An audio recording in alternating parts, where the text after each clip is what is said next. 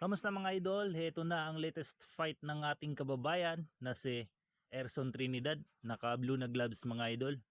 Katunggali niya dito ay isang Japanese fighter na si Takeru Kitano. Yan, naka-black na gloves dito ang Japanese mga idol.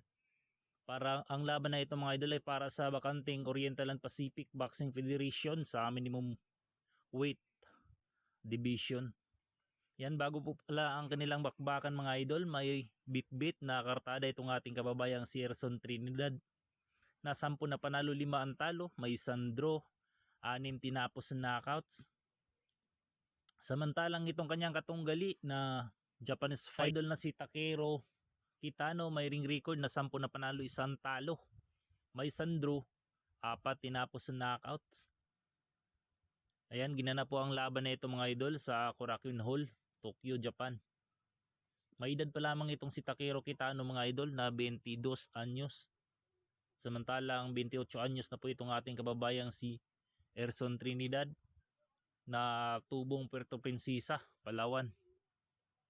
Yan, may height itong si kabayan na 5'4", 162 cm.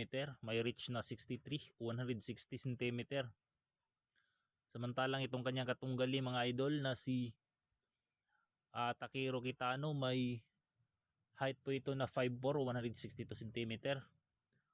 Medyo mataas yung reach nitong si Kitano mga idol. 65 and a half o 166 cm.